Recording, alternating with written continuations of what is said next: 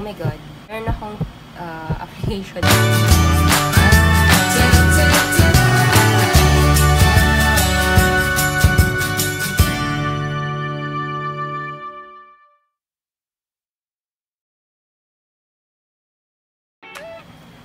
I'm Jessa and welcome back to my channel. So for today's video, papakita ko sa inyo kung ano ang nasa aking phone. So ano nga ba yung mga nasa phone ko?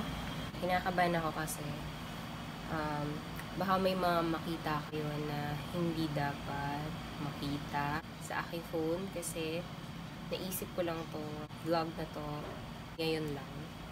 Marami kayong makikita dito na applications na wala lang. Hindi ko naman ginagamit pero installed pa din. So, simulan na natin ang paghalugog sa aking phone. So, makikita nyo yung mail, weather, music, app store, books, health, home, settings. Yun yung nasa taas na banda. And then, let's go to business. Acrobat, Cam Scanner, Adobe Scan, Office Lens, if you scan yung document, and then magsisave na siya.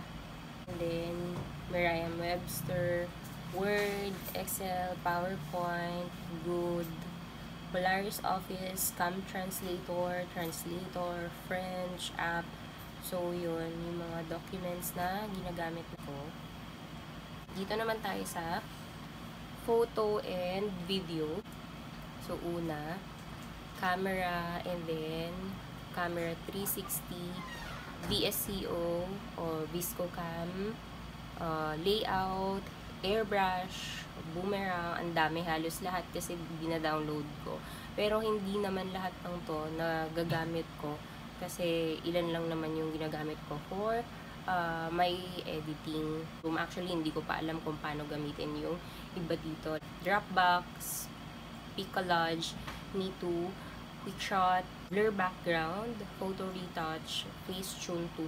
I think itong Facetune 2 may bayad, so hindi ako gumagamit ng Facetune. Yan, may photo grid pa ako for collage, ganyan. Boomerang, syempre, gamit na gamit. Ayan.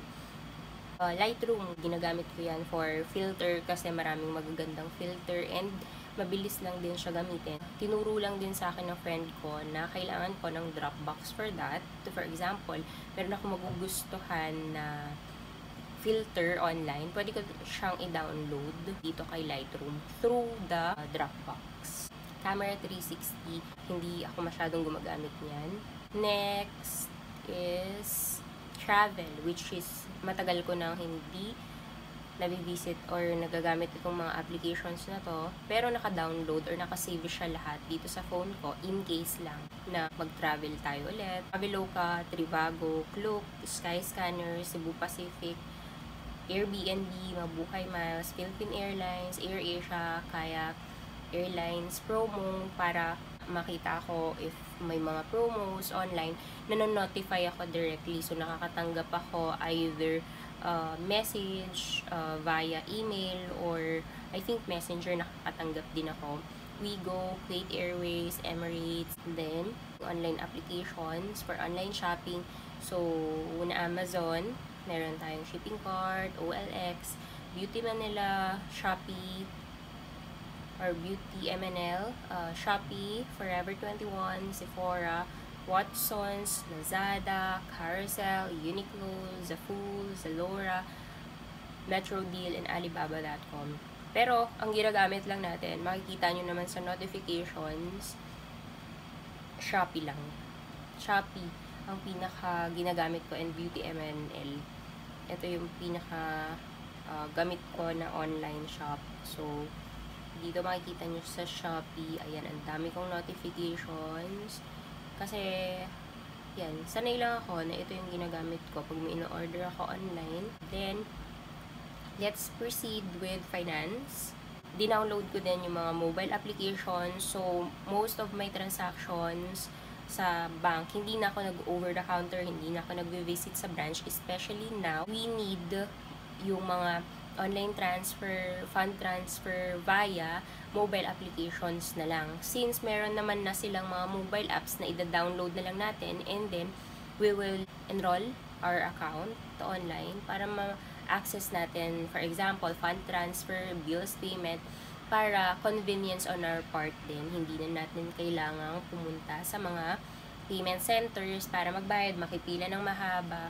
So, pwede na natin gamitin. Ito, meron akong Metrobank mobile app, BDO Personal, BPI, Citibank, GCash, PayPal, Security Bank, Globe at Home, WD Tap, RCBC, ING, East West, ayan, and etc.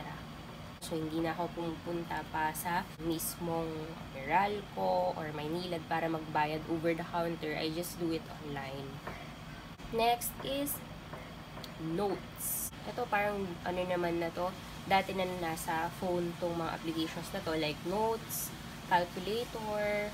Ito, my grocery, dinownload ko siya. Big help to pag nag-grocery ka, for example, hindi mo na kailangan isulat isa-isa sa paper yung mga bibilhin mo. Pwede ka nang maglagay dito isa-isa kung ano yung bibilhin mo before proceeding to the supermarket, para at least organize ka na, tapos wala kang mamimiss na bilhin. Kasi kung wala kang listahan, ang tendency is that meron kang malilimutan na bilhin. So, ako, ang ginagawa ko ay list down all the items na bibilhin ko. Like, yan, mga fresh milk. Andyan na yung options. Mas madali na siya. Yan, fresh milk. And then, for example, yung mga yan. Ayan. And then, malalagay na siya kagad sa list mo. Tapos, pag nandun ka na and then nakuha mo na yung item na yan, pwede mo na siyang i-cross out. Cross out, cross out, cross out, isa-isa. And then, mas makikita mo na wala ka nang nakalimutan. Items are all checked. So, it will serve as your basis or checklist habang namimili ka.